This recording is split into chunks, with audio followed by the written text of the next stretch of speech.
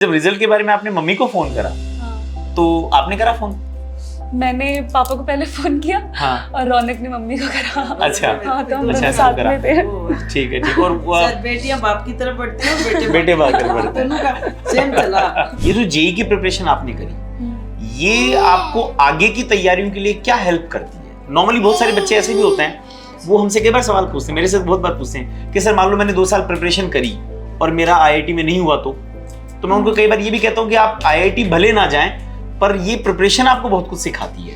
आपका क्या एक्सपीरियंस है इसमें? आईआईटी पहुंचने से पहले दिमाग में आईएएस था, या फिर ये था कि पहले आईआईटी करेंगे उसके बाद में देखेंगे क्या होना है? कोविड के टाइम पे जब माइग्रेंट डिस्ट्रेस हुआ, तो मेरे एक अंकल है, उनके साथ मैं ऐसे थोड़ा आर्ग्यू करती रहती थी कि नहीं गवर्नमेंट सही नहीं कर रही है, वो बोलते थे नहीं नहीं सही कर रही है, ऐसे ये लोग ही पागल है, ऐसे ऐसे चीज़ें। और मुझे थोड़ा ऐसे एम्पैथी होती है, मतलब जैसे किसी को कुछ के साथ बुरा हो रहा होता है तो मुझे अच्छा नहीं लगता होता। तो फिर वो मुझे बार बार ऐसे बोलते थे, अच्छा तुझे इतना तो तू ही कर लेती, वहाँ पे तू ही बन जाती कलेक्टर, ऐसे ऐसे बोलते थे वो। मुझे ऐसा लगता था हमेशा से कि जिस भी पॉइंट पे मैं गिव अप कर दूंगी ना, उसी को मैं याद करके बाद में रिग्रेट करूंगी कि मैंने उस टाइम पे क्यों गिव अप किया।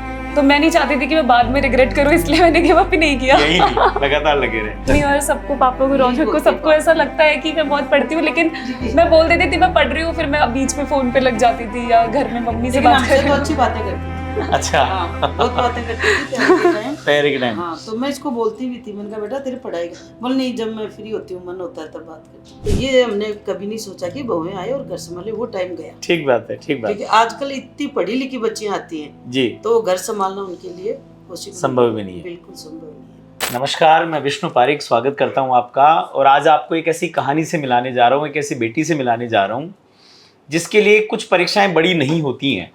वो चाहती भी है कि ये संदेश भी ना जाए कि परीक्षाएं बड़ी होती हैं, और होना भी नहीं चाहिए, पर उसने जो पाया है वो हम सब के लिए गर्व का विषय है।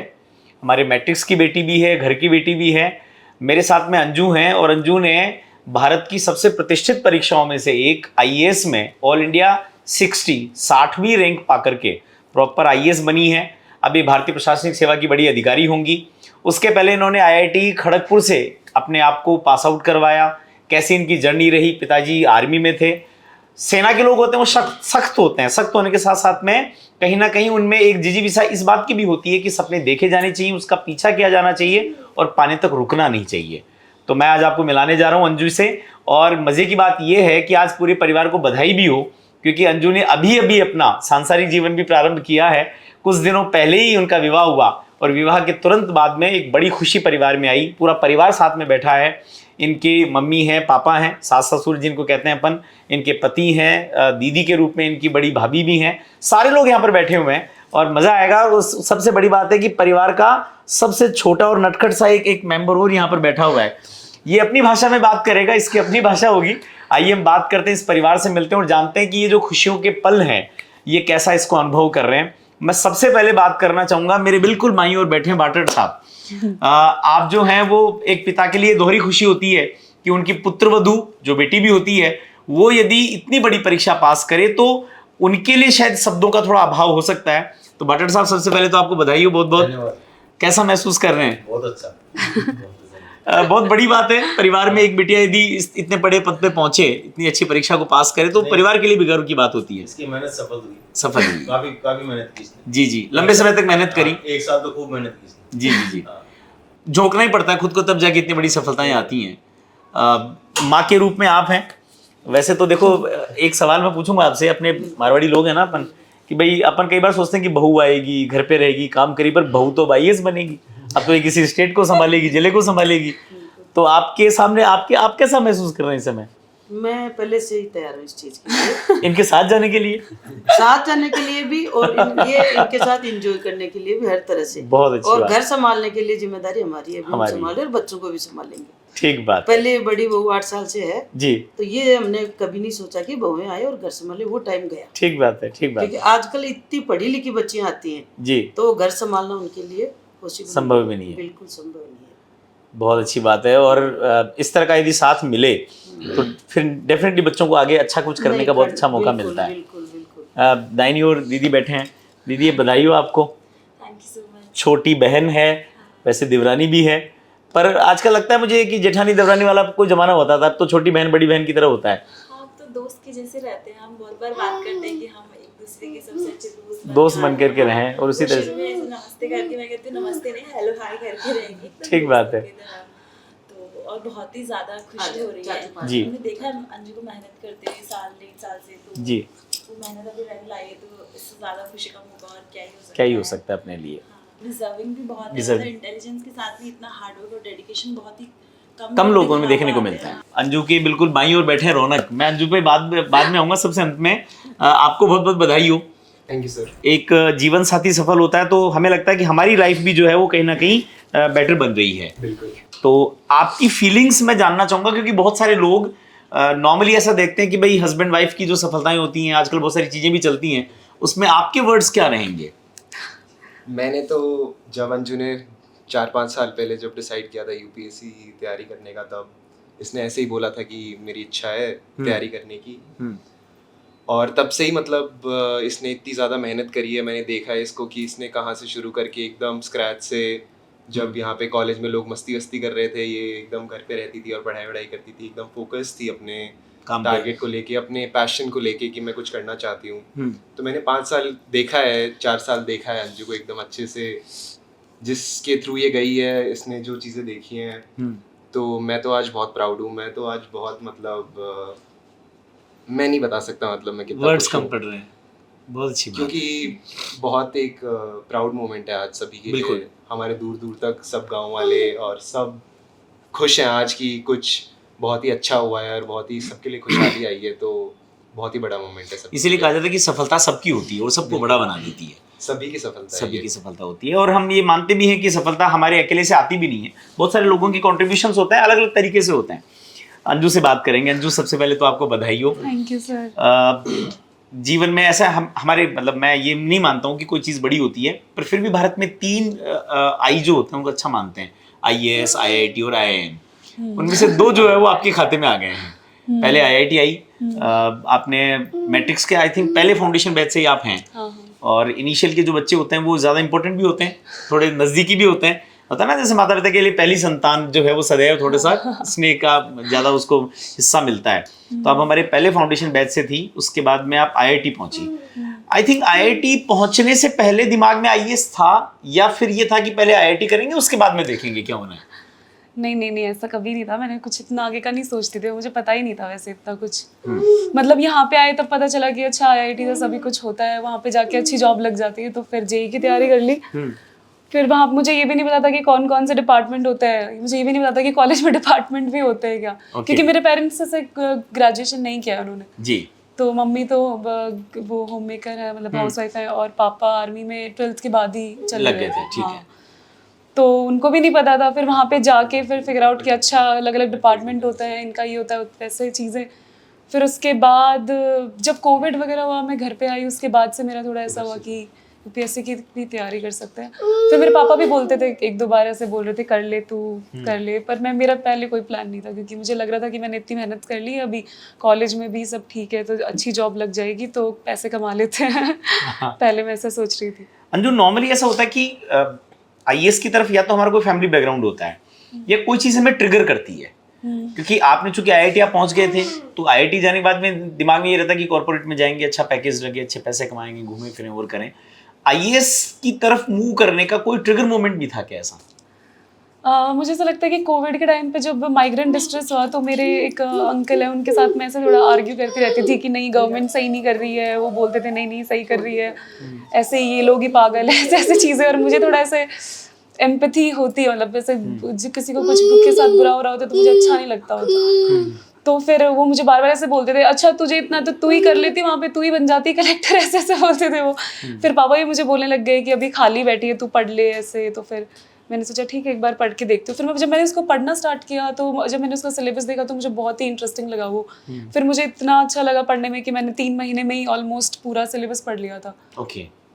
तो उसके बाद में उसके बाद फिर मैंने सोचा कि पढ़ लिया था, पेपर दे देते हैं। देखो, IIT करना हो चाहे IAS करना हो, उसमें एक तो डेडिकेशन तो चाहिए, कंसिस्टेंसी चाहिए, डिसिप्लिन भी चाहिए। और आई थिंक ये तीनों चीज़ें आपको कहीं ना कहीं जीन्स में मिली होंगी पापा के थ्रू, क्योंकि वो जिस इंस्टीट्यूट में काम करते हैं, ये मैटर नहीं करता कि वो कहाँ का काम करते हैं, कैसे करते हैं, पर जिस इंस्टीट्यूट में है वो शायद भारत का ही नहीं दुनिया का सबसे अनुशासित एक संगठन माना जाता है। उसका बेनिफिट मिला आपको? पापा ऐसे बहुत डिसिप्लिन में रखते थे हमें, मतलब उनको पसंद नहीं था कि सूरज निकल गया और आप सो रहे हो। उनको हर टाइम आप पढ़ते हुए ही लगते रहने चाहिए। उनको उनको ऐसे पढ़ाई में हमेशा अच्छे नंबर चाहिए होते थे, उनके लिए वही हमेशा, उनके लिए सब कुछ कम था, मतलब हमेशा, मतलब आपके 100 में से 99 भी आ गए, 99.5 भी आ गए तो बोलते थे 0.5% क्यों नहीं आए, क्यों नहीं आया? ऐसे हाँ, मतलब वो उनको ऐसा लगता था कि चीजें जितनी बेहतर बने उतनी बने। क्योंकि पापा के साथ रहे तो पापा की ट्रांसफर्स भी होते रहते होंगे, तो स्कूलिंग कोई पर्टिकुलर जगह से नहीं हुई होगी आपकी, अलग-अलग जगह अलग घूमे। अलग जगह से। सीकर में मैट्रिक से आप कब पहुंचे थे? मैं 9th क्लास में सीकर में आई थी और 11th में मैं मैट्रिक्स में मैंने फाउंडेशन बैच में आ गए थे। ये जो जेई की प्रिपरेशन आपने करी, ये आपको आगे की तैयारियों के लिए क्या हेल्प करती है? नॉर्मली बहुत सारे बच्चे ऐसे भी होते हैं, वो हमसे कई बार सवाल पूछते हैं, मेरे से बहुत बार पूछते हैं कि सर मान लो मैंने 2 साल प्रिपरेशन करी और मेरा आईआईटी में नहीं हुआ तो मैं उनको कई बार ये भी कहता हूँ कि आप आईआईटी भले ना जाएं, पर ये प्रिपरेशन आपको बहुत कुछ सिखाती है। आपका क्या एक्सपीरियंस है इसमें?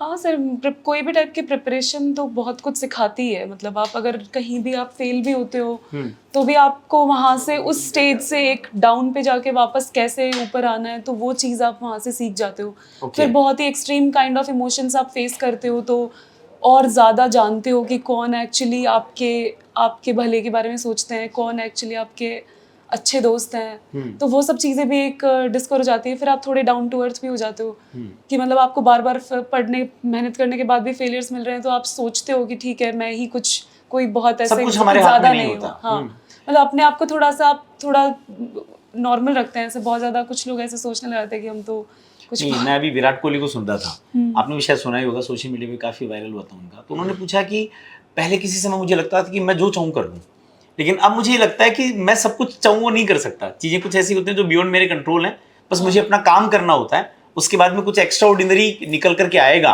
तो हो सकता है कि आ भी जाए नहीं भी आए, पर उसमें मेरा कंट्रोल नहीं होता। आईएएस का जब आपका रिजल्ट आया उस समय कहाँ थे और उस समय क्या कर रहे थे आप? उस समय मेरी एक फ्रेंड है सीकर की, उसकी शादी थी उदयपुर में। तो हमारा ऐसा ही था, डील हुआ था कि हम दोनों एक दूसरे की शादी अटेंड कर लेंगे तो एक हफ्ते गैप पे रख लेते हैं। ओके।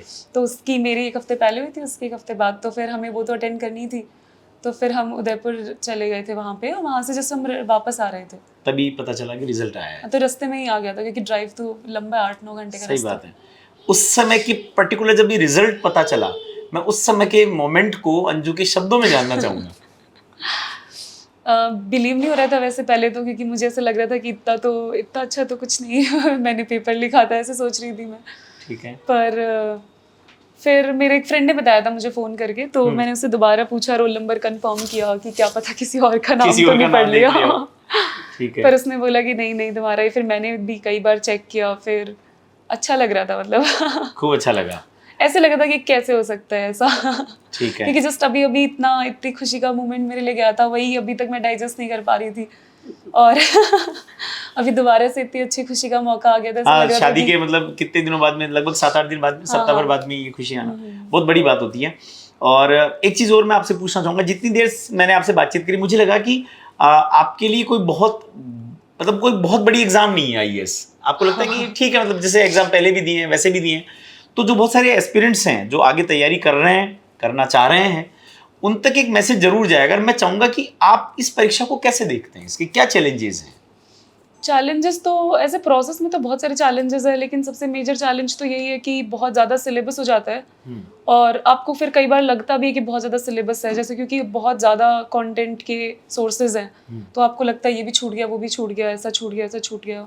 तो वैसे वो एक बहुत बड़ा चैलेंज है। फिर पेपर देना, जो अटेंड करते हैं हम ये पेपर, जैसे 7 पेपर होता है मेंस में, और 7 + 2 लैंग्वेजेस के 9 पेपर, तो वो कंटिन्यूस होते हैं 3-3 घंटे के। और उसमें लिखना बहुत ज़्यादा होता है आपको, तो वो ऐसा होता है कि हाथ नम हो जाता है कई बार, तो पेन्स ख़त्म हो जाते हैं, एक पेपर में एक पेन तो ख़त्म हो जाता है। और फिर बहुत ज़्यादा टाइम का प्रेशर होता है कि टाइम पे ख़त्म करना है, और फिर सही भी लिखना है। ऐसे आप कुछ भी तो नहीं लिख सकते। हाँ, नहीं लिख सकते, सही बात है। तो फिर वहाँ पे वो ख़त्म करना है, ऐसे लास्ट डे तक ऐसा लगता है कि बस कैसे भी पेपर ख़त्म हो जाए, जो भी होगा चाहे खराब हो जाए बट ख़त्म हो जाए, ऐसा लगता है। इंटरव्यू की बात भी इसमें बड़ी इंपॉर्टेंट होती है, क्योंकि इसमें इंटरव्यू भी इंपॉर्टेंट होता है। तो आपने तो उसको फेस करा है, क्या एक्सपीरियंस रहा आपका इंटरव्यू को लेकर?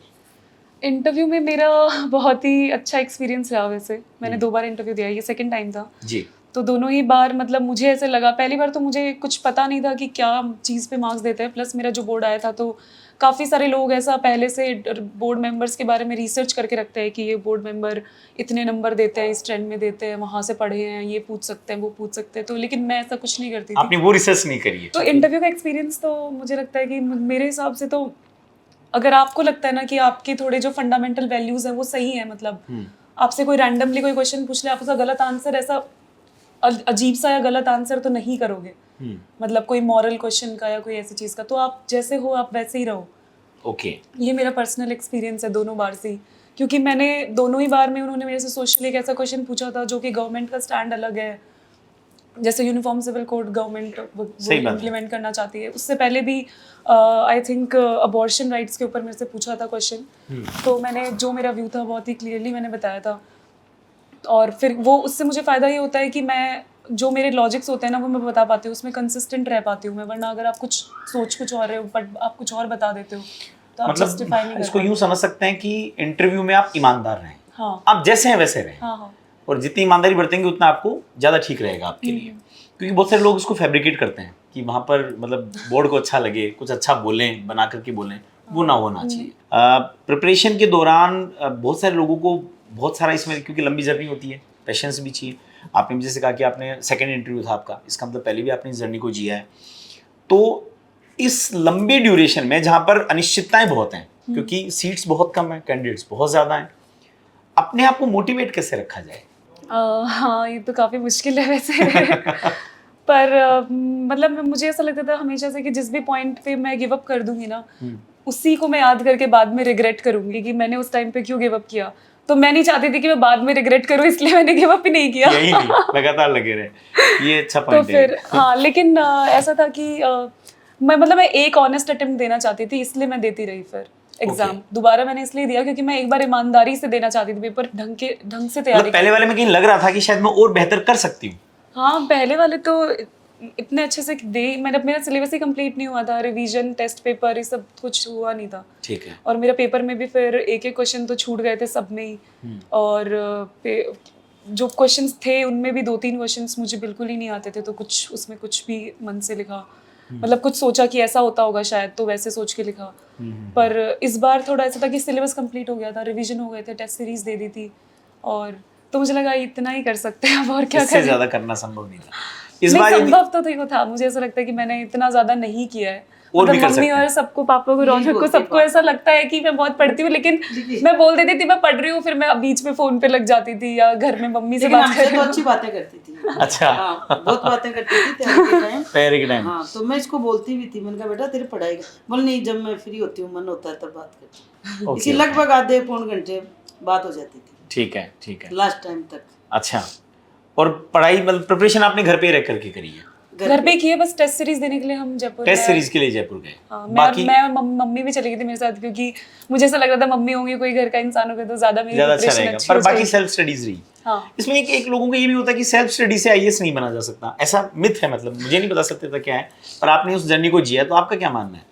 नहीं नहीं, बिल्कुल भी नहीं, मतलब मैंने सेल्फ स्टडी की ऑलमोस्ट। मेरे पास कोई ऐसा मेजर गाइडेंस भी नहीं था कि कोई ऐसे कोई सिविल सर्वेंट ही हो, जैसे बहुत सारे लोगों के पास होते हैं सेलेक्टेड ऐसे। बच्चे बहुत ज़्यादा अच्छे से हेल्प कर देते हैं, पर ऐसा किसी को मैं इतना अच्छे से जानती नहीं थी, तो खुद से चीज़ें डिस्कवर की हैं कि मैं कैसे ज़्यादा बेटर पढ़ पा रही हूँ, या वो सब ठीक थोड़ा है, ट्रायल ठीक एंड एक्सपेरिमेंट। तो फिर कुछ ऐसे जो बच्चे जो इस इंटरव्यू को सुनेंगे, उनको जो सेल्फ स्टडी करना चाह रहे हैं, उनको थोड़ा सा गाइड करो आप, बताओ उनको कि कैसे वो अपनी प्रिपरेशन को करें। तो सबसे पहले तो आपको जो कोर्स का कंटेंट है, मतलब जो भी टॉपिक्स हैं वो सब आप एक एक सब्जेक्ट के लाइन से सर्च करते जाइए। जैसे मैंने तो क्या था कि टॉपिक सर्च कर लिए, गूगल पे सर्च कर लिए, कोई वीडियो यूट्यूब पे अच्छा लग रहा है, कोई लेक्चर सीरीज अच्छी लग रही है वो देख ली और खुद के नोट्स बना लिए। फिर उसको बार बार मैं रिवाइज करती रहती थी, और टेस्ट सीरीज के थ्रू अगर कुछ नया आ रहा है, कुछ छूट गया है, क्योंकि सिलेबस इतना ज़्यादा होता है कि कुछ ना कुछ तो छूट ही जाता है। हाँ। तो मैंने 2-3 चीज़ें रखी थी कि यहाँ से कवर करूँगी, बस इसके अलावा जो छूट जाएगा वो छूट जाएगा। ठीक है। तो वो मैंने कंसिस्टेंट रखा। और टेस्ट सीरीज देना बहुत इंपॉर्टेंट है। आप कितना भी कंटेंट इकट्ठा कर लो, अगर आप टेस्ट सीरीज नहीं दोगे तो नहीं हो पाएगा। तो टेस्ट सीरीज टाइम पे स्टार्ट कर देनी चाहिए, और मेंस के लिए शॉर्ट नोट्स पहले से बना देने चाहिए, वो तो थोड़ा एक लंबा टॉपिक हो जाएगा। ठीक है, ठीक है। अंजू, आपने एक बात बोली कि मैं टेस्ट सीरीज देने जाती थी या कहीं प्रिपरेशन करने जाती थी तो मैं मम्मी को साथ ले जाती थी। ऐसा लगता था कि मम्मी साथ रहेगी तो चीज़ें आसान रहेंगी। उनकी भूमिका को कैसे देखते हैं? मम्मी तो बहुत इंपॉर्टेंट रही है, मुझे लगता है मेरी मम्मी ऐसे बहुत ज़्यादा in general as a person बहुत स्ट्रॉन्ग और बहुत ज़्यादा ब्रेव हैं। तो कई बार जब मैं ऐसे बहुत ज़्यादा ऐसे हो जाती थी कि नहीं होगा, मेरे से नहीं होगा, मुझे नहीं करना है, मैं बहुत ज़्यादा डिमोटिवेट हो जाती थी, तो मम्मी मुझे ऐसे बहुत ज़्यादा इंस्पायर कर देती थी।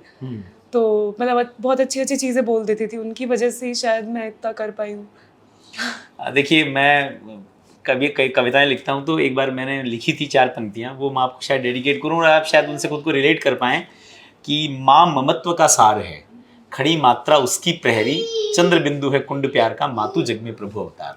माँ यदि हमारे साथ में है तो शायद दुनिया की कोई शक्ति हमसे टकरा ही नहीं सकती है।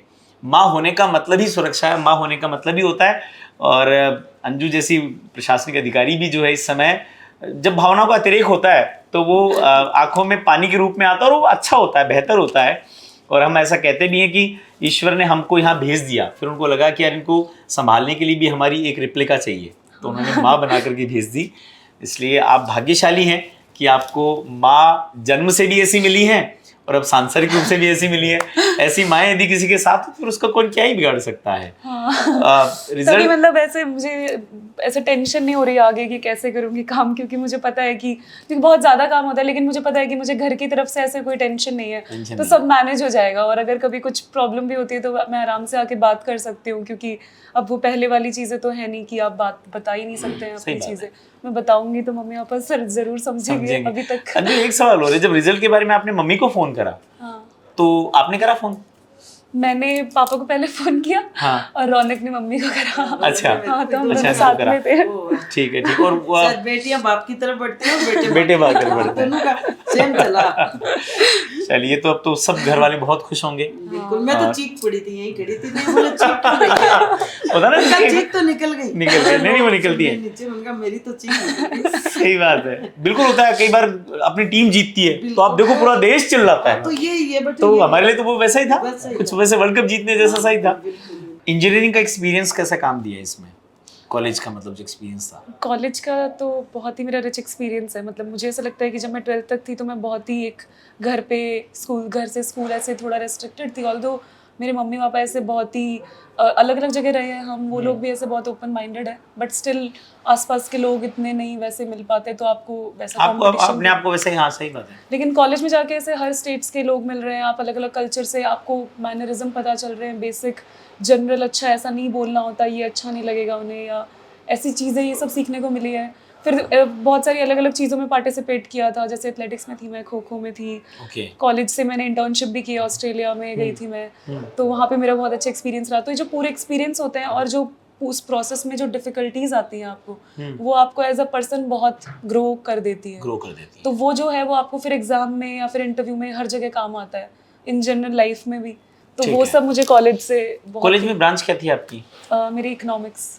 ओके, तो नॉर्मली इंजीनियरिंग वाले बच्चों के बारे में सुनते हैं कि वो शायद मैथ्स ज़्यादा पढ़ते होंगे। ये इकोनॉमिक्स वाला ये क्या था, मतलब थोड़ा सा इसको भी क्लियर करें। इकोनॉमिक्स भी मतलब IIT ऑफर करता है और science as a science degree उसे ऑफर करता है, नॉट टेक्निकल। ये M.Tech या B.Tech नहीं करता उसमें ऑफर, BSc MSc करता है।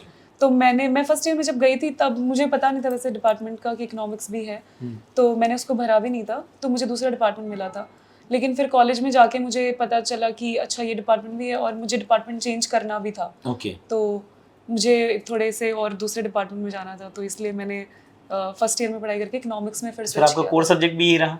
हाँ, कोर सब्जेक्ट इकोनॉमिक्स रहा, और उसका बेनिफिट भी मिला होगा आपको, डेफिनेटली मिला ही होगा। एक और सवाल मैं आपसे पूछूंगा कि मैं जानता हूँ कि आपके लिए, देखो क्या होता है ना, इंसान के लिए जिस चीज़ को पा लिया जाए फिर वो बहुत बड़ा होता नहीं है, जब तक वो ना मिले तब तक लगता है। तो आपने इस परीक्षा को पास ही कर लिया तो अब आपके लिए लगता है कि ठीक है, ये भी किया ही जा सकता है, करते ही आए लोग बाग, अब तक आगे भी करेंगे।